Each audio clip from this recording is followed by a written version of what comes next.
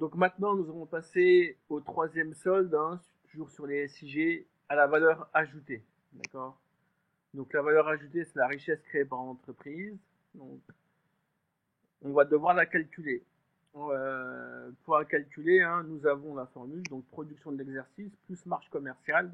Donc on reprend les deux anciens soldes, hein, donc la marge commerciale qui mesure la performance commerciale et la production de l'exercice, hein, qui mesure la performance industrielle, moins les consommations en provenance des tiers. Et ce qui va nous donner donc la marge commerciale. Donc production de l'exercice, on l'avait trouvé au-dessus, hein. Donc je vous invite à revoir la vidéo sur la production de l'exercice.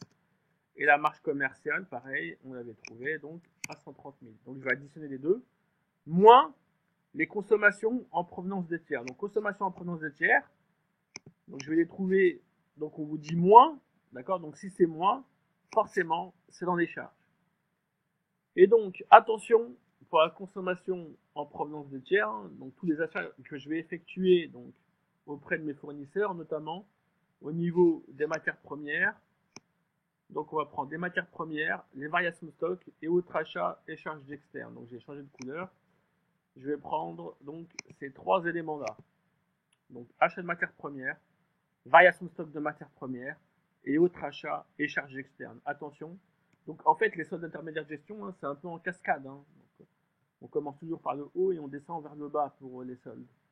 Donc on prend ces trois éléments-là pour les consommations en provenance des tiers aux consommations intermédiaires. C'est la même chose. Donc je vais prendre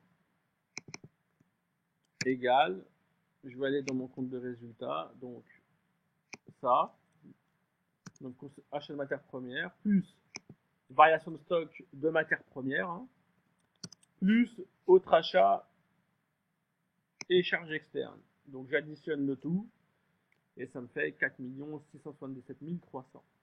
Donc une fois que j'ai trouvé mes consommations en provenance des tiers, hein, donc mes consommations intermédiaires, j'ai fait tout simplement production de l'exercice, plus marge commerciale, moins consommation en provenance des tiers. Et ce qui me donne une valeur ajoutée de 2 26 800.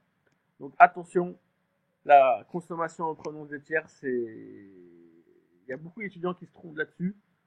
Donc il faut bien être rigoureux et prendre ces trois éléments.